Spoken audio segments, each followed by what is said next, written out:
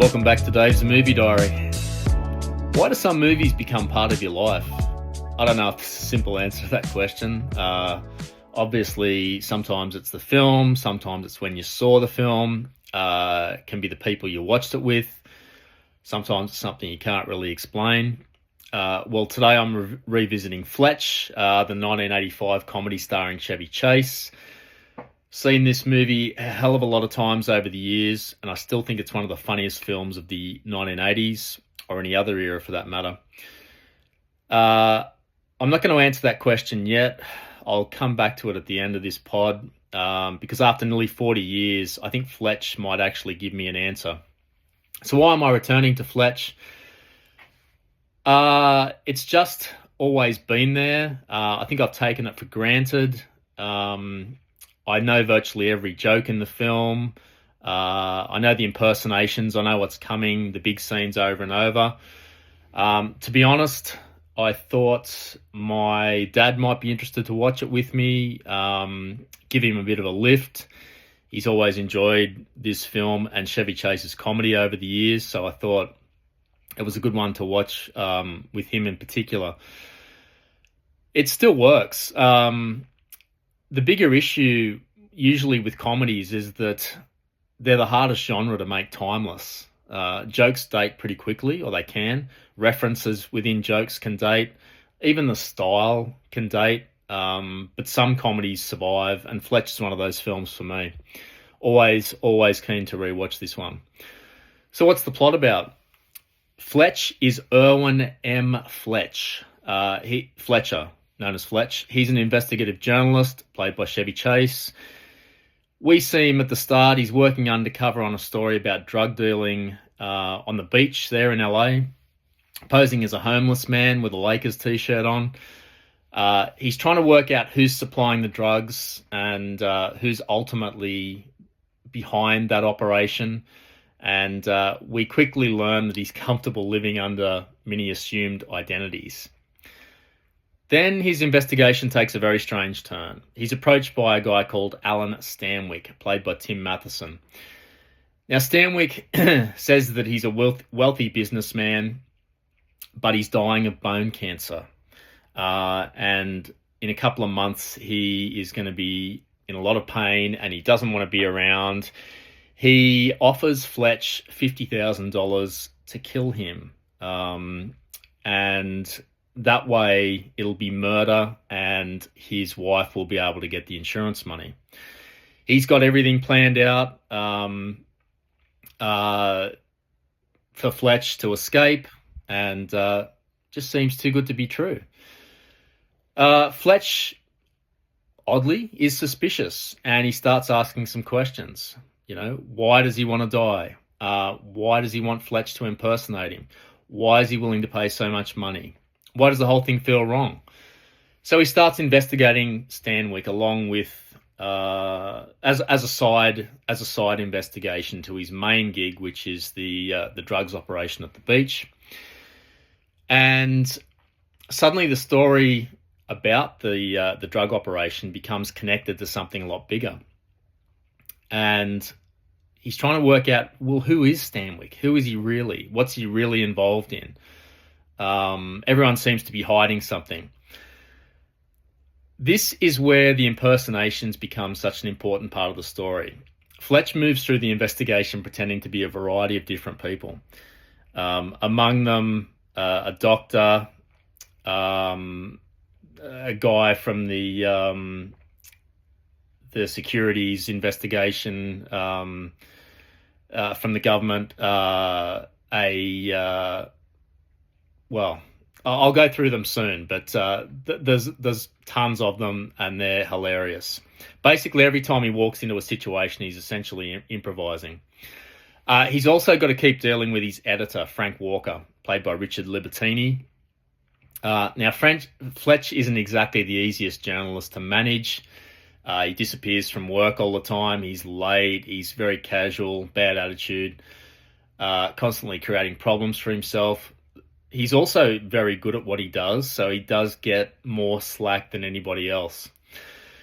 As Fletch keeps digging, Stanwyck's story becomes a lot more complicated, and the drug investigation starts connecting to him.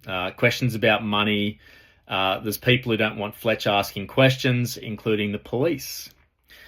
There's a Utah connection here as well, so it involves a couple of trips to Utah, and this gives us some of the great comedy sequences in the film, especially one where he has to break into a real estate office with a dog.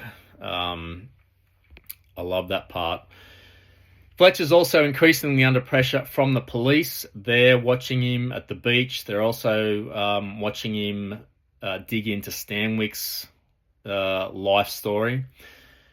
And he's constantly having to invent another explanation. But because he's Fletch, he somehow manages to talk his way through situations that should completely expose him. There's also a relationship with Gail Stanwyck. There's a definite attraction between them. Gives the movie a little bit of warmth amid all the investigation and deception. The story does keep twisting, and the more he investigates, the more he realizes that the original story isn't what it seems. So what begins as an investigation into drug dealers becomes an investigation into a man who's asked him to murder him, and then becomes what exactly is this guy involved in and who is actually being set up. Everything finally comes together, and Fletch has worked out enough of the scheme to understand what's really happening, and there's an inevitable confrontation. As you'd expect, he does it while still being Fletch, improvising, impersonating, wisecracking, but somehow staying in control. So I'm going to leave the actual ending because I don't want to spoil it for anyone who hasn't seen it. But what I find interesting about Fletch is that underneath all the jokes, there's actually a pretty clever and complicated mystery going on. Guy who directed this is called Michael Ritchie. Now, he had quite a good career before Fletch. Worked with Redford a couple of times. Downhill Racer and The Candidate. Prime Cut as well. That was an early one. I think Gene Hackman might be in that film. Bad News Bears in '76. Semi-Tough, which is a movie I saw recently, which didn't really work for me. And then he makes Fletch, and he went on to make Wildcats with Goldie Hawn, also The Golden Child, Eddie Murphy film. The Couch Trip, which I remembered being pretty funny back in the day with Dan Aykroyd. Not sure if it's aged well or not. Also worked on the sequel to this, Fletch Lives, which is so bad, just don't even worry about it. When I look at all those films, Fletch for me is the standout comedy, and probably The Candidate and Downhill Racer are the standout dramas. So those two films with Redford, Downhill Racer and The Candidate. The Candidate, I recall, pretty savvy political satire. Good mix of comedy and cynicism, investigation. Downhill Race is more of a sports drama, but worth checking out as well. This one works really well. Ritchie has to do a few different things here. Keep the jokes coming, but keep the mystery moving forward. Make it compelling. And it works. It doesn't feel like a collection of sketches, which some of those kind of early 80s comedies did feel like. This one feels like a really well-crafted film, which is probably why it still works really well. So, on to Chevy Chase. I think 85 when this came out, he was really at the height of his powers. He'd been on Saturday Night Live in the mid-70s and really forged a reputation there. He was probably the leading light on that show for the first couple of seasons. Then he branched out into films with Foul Play in 1978. I recall that being a pretty good film with Goldie Hawn. And then Caddyshack just absolutely killed it with that film. The Ty Webb character kind of set the template for what Chevy Chase would do throughout the 80s. This completely relaxed, effortless character that was also a bit clumsy, to be honest. Ty Webb was a little bit different though, with his Zen persona and his philosophizing, which set him apart from some other Chevy Chase characters. Seems Like Old Times. I remember that being pretty good too, from 1980. And then on to Vacation, National Lampoon's Vacation in 83. Possibly the funniest movie I've ever seen. I've seen that even more times than this film, I think. Another version of the confident, slightly clueless Chase character that he refines so well. A guy that thinks he can control a situation and usually can't. And then Fletch really takes those qualities and turns them into the entire character. More adept than the Clark Griswold character. Able to really think on his feet, create those identities, improvise, but just wisecracking the whole time. The jokes are coming at 1,000,000 miles an hour. And he had a massive 85 when I look at it. He put out Fletch, European Vacation as well, which didn't work for me as well as the original Vacation. Spies Like Us comes out the same year. And I remember that being incredibly funny, at least the first part of the film. My recollection is that it tails off in the second half, but that first half with Aykroyd, the cheating in the test at the start, that still cracks me up. Three Amigos, I recall being pretty good as well, and then it was a bit downhill from there. So I really think this was Chevy Chase at his peak. His timing, his comic timing for me was always extraordinary. And just that confidence. But he was never threatening either, so I think that's why everyone kind of loved him. He always had an answer for everything, but seemed intelligent, but just clumsy as well. Just a great character. So in this one, he's playing multiple characters in one film, or multiple identities anyway. And he makes all of them slightly different and believable enough to be funny, some different accents, some fake teeth for one memorable character. And then it was, the 90s didn't go well. You've got Nothing But Trouble, Memoirs of an Invisible Man, Cops and Robertsons, pretty bad. So this is definitely the Chevy Chase that I like to remember. Some of the impersonations, Gordon Liddy, the names that he uses were just so good. The funny thing is that no one recognizes that they're obviously real people, a lot of them. Gordon Liddy, I think he is the aircraft maintenance supervisor with the false teeth, who obviously doesn't know his way around a plane, but talks his way out of it as well, with a couple of hillbillies trying to fix Stanwyck's plane, trying to get some information. Dr. Rosen, towards the early parts of the film, being called in to look at it at the enlarged spleen, being asked to help with the surgery. That doesn't go well. On the tennis court, as John Cocktosen, trying to seduce Gail, getting busted. Doesn't slow him down though. He still tries to continue the conversation. Gives Gail some great tennis advice. She doesn't actually get to hit a ball because it's all run out. But he compliments her on a vast improvement anyway. I like the scene with Emmet Walsh, great character actor of the 80s. He's a proctologist. He does have to give Fletch a very personal examination with rubber gloves on. And the rendition of Moon River really sums things up in that scene. These scenes all work because the joke isn't simply the disguise, it's the confidence that he brings to the disguise and the persona, and he has enough of a backstory to each character to make them individual. And the deadpan way he can get through these interludes, the way he can walk into a room as if he absolutely belongs there, it just rocks. Great supporting cast in this film. Richard Libertini as Fletcher's long-suffering editor. Their repartee back and forth. Fletch is constantly putting him down about his poor deodorant choices, bad breath. Interesting when you're not in a position of power and you're late with your story. Again, that confidence just making this guy's life hell. Great on-screen relationship with Gina Davis before she really got hot in Hollywood. It's a year out from The Fly, Accidental Tourist, Earth Girls Are Easy.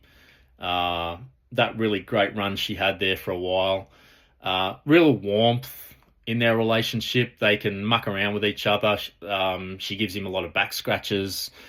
Yeah, there's a lot of chemistry there, actually. Gives the film something a bit more beyond the jokes. As does Dana Wheeler-Nicholson as Gail Stanwyck. Great work on the tennis court. I don't think anyone's ever hit a tennis ball that badly. As Fletch says, lobs are very important in tennis. Maybe not these kind of lobs. The time they spend together in the cabana is feels very natural. I love when she answers the door out of the shower wearing the towel, and Fletch asks if he can borrow her towel because he's just hit a water buffalo. That showed a lot of inventiveness in the moment. She obviously likes a guy with a sense of humour. And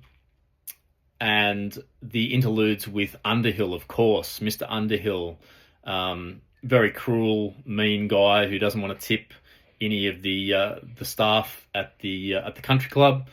So I was very glad to see $400 worth of lunch charged to his account, and then him being made to wait outside while Fletch escapes out the back, wearing Stanwyck's clothes.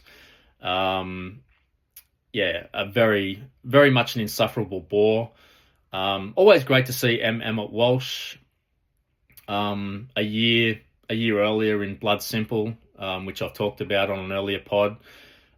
He was just someone that used to pop up in these films. Great cameo here. Very professional, doesn't want to give away any information about Alan Stanwyck, his patient. How he kept a straight face, I'll never know. I did enjoy him laughing it up too, eating a sandwich, looking at a dead body, while Fletch is recovering from fainting. On point as always, Emmet Walsh. So the supporting cast. Oh, who else? George Wendt, of course, from Cheers as Fat Sam, selling the drugs on the beach. Never moves from the chair until later in the film, when he walks into Fletcher's office. So the supporting cast is often left to play the situation straight, and they give Chase plenty of room to be ridiculous, which he takes. Of course, the one that I haven't touched on either is Joe Don Baker as the corrupt head chief of police, who's actually fronting the drug operation. He was such a presence in the 80s for me. He was really big in the 70s from the Walking Tall film franchise that he started, which I haven't seen actually, but he was always a great heavy. He shows up in Cape Fear, of course, but in this one, he's perfect too. He's just got that. He looks corrupt. He looks dodgy, and he tries to cover it with that southern charm that he has. So it's a perfect role for him here, and his scenes together with Chase, some of the funniest in the film. The scenes that made me laugh the hardest this time round were when Fletcher's in Utah and he's trying to break into the real estate office, and there's this Doberman there. He breaks in, and then the dog just jumps through the window and starts chasing him around. And Fletch just says, "Sit, stay," to this enormous monster that could probably eat him with one bite. And it just showed again Fletcher's complete confidence in every situation. He gets out, gets in his car, the dog jumps on the bonnet, and he says, "Look, there's a defenseless baby over there." the Doberman looks that way, and then he reverses. The dog goes head over heels, and Fletch gets away. The scene with the stolen car, when the police are really onto Fletch, he's made his way through the convention, where he makes a hilarious speech about the old guy that's getting honoured, compliments him on beating syphilis, and compliments his wife on her recent stay in rehab, and then commandeers a car, and actually I've got those around the wrong way. He commandeers the car first, before he gets to the convention. But the young guy who's in the car has just stolen it. He's got those 1980s braces that thankfully I avoided, with wire everywhere. He makes some jokes about that. He says he's a pollution inspector, and he has to get this car up to 95 miles an hour to really test out the fluorocarbons. The look on the young guy's face is priceless. Great driving in that scene too, by the way. Nearly as good as what James Woods and Jeff Bridges do in Against All Odds. They really knew how to do effective stunt driving back then that looks real. So they were some of the biggest laughs for me.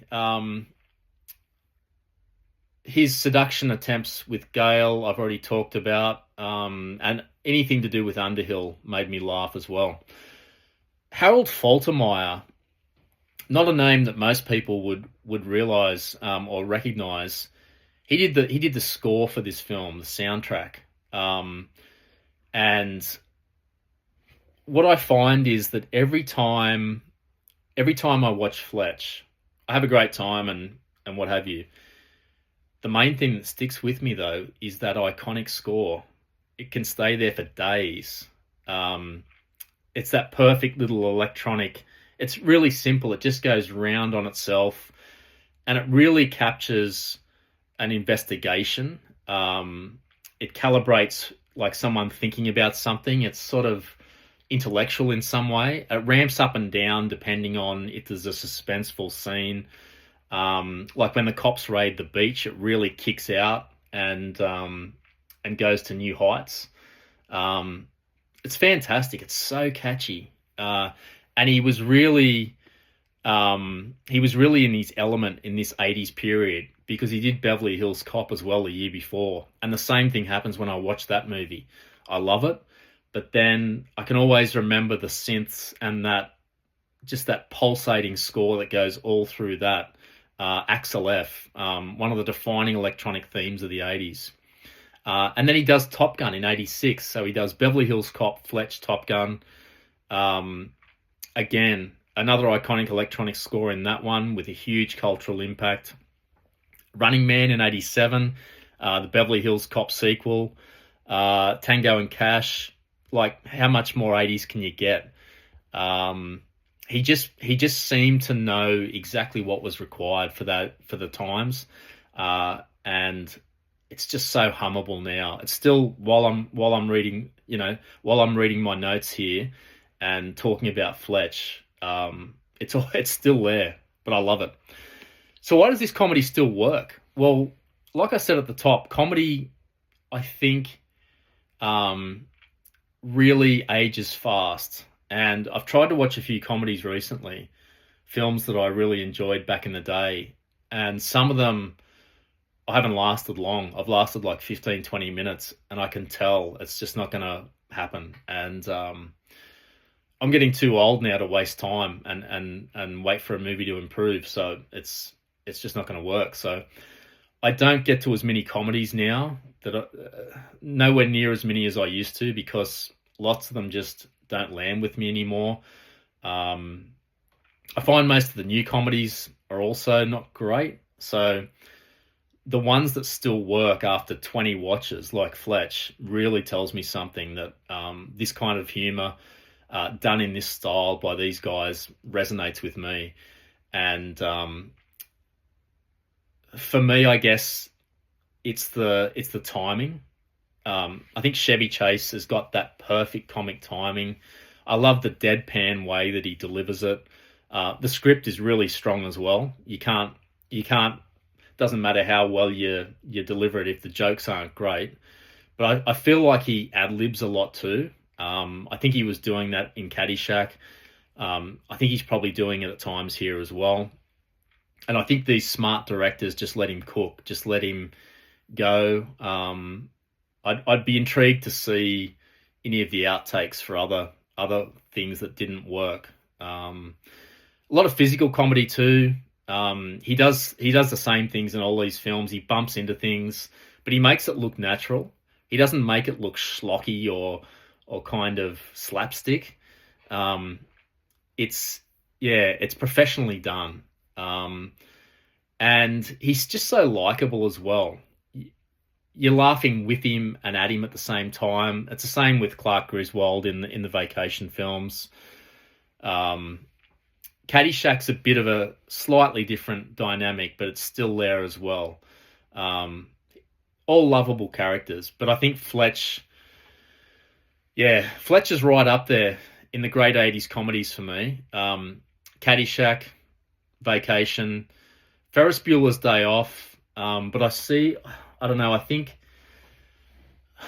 I look at Ferris Bueller's in a different light. I think it's got more, it's got some other themes, some darker themes that John Hughes digs into. Fletch is just pure entertainment. There's no darker themes here.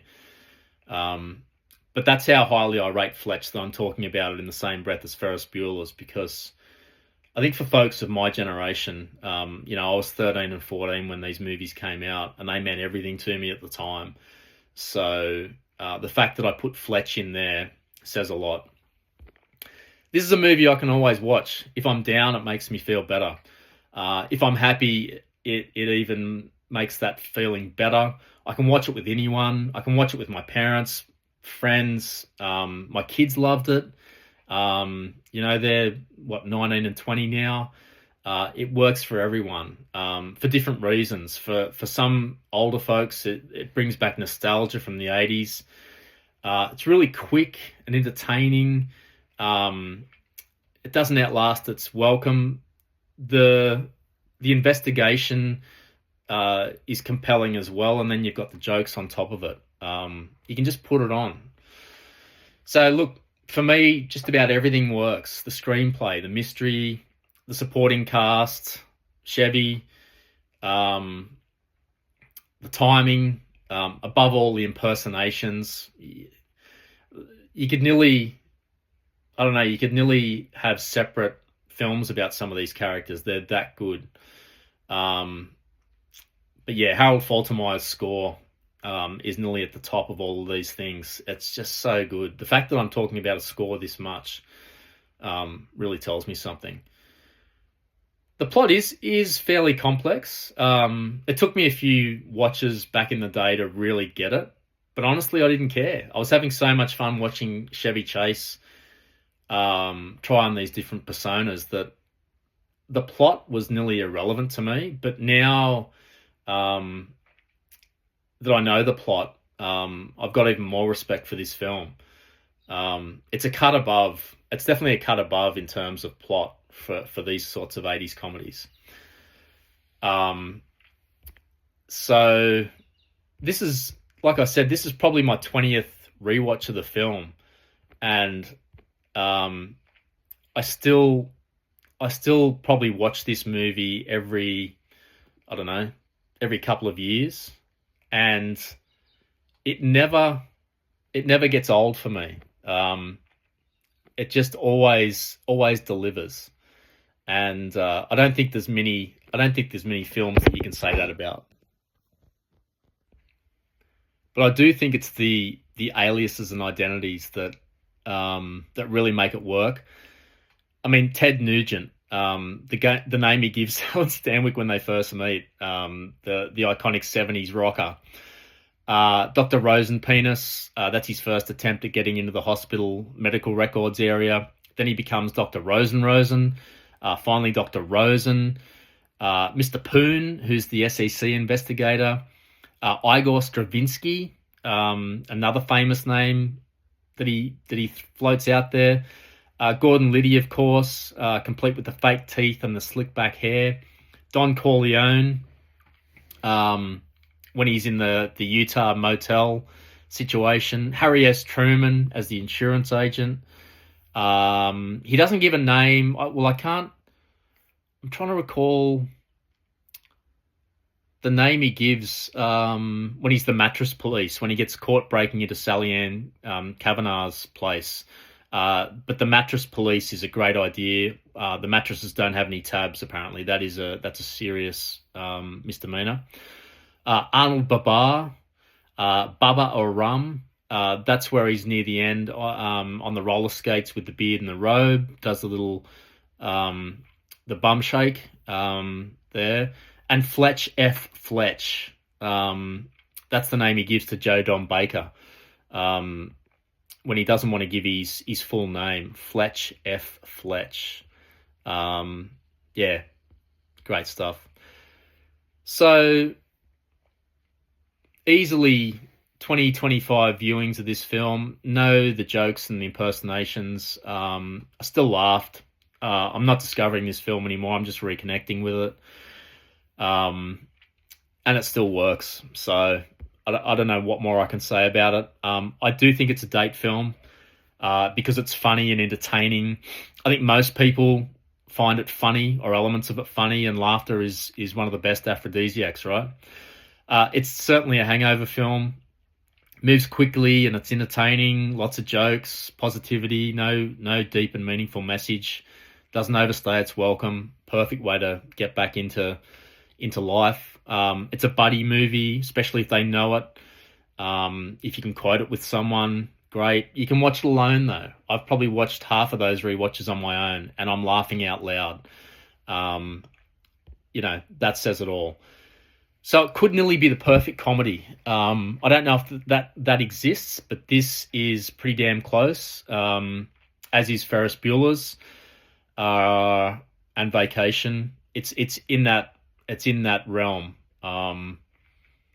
So yeah, I think getting back to the question I posed at the start, why do some movies become part of your life? I think the answer for Fletch is because it's connected to a lot of memories for me. It's connected to my dad because we've watched this movie probably another 10 times together. We can quote large parts of it. We remember the jokes. We know what's coming. He'll laugh and then I'll laugh and then it sort of snowballs from there.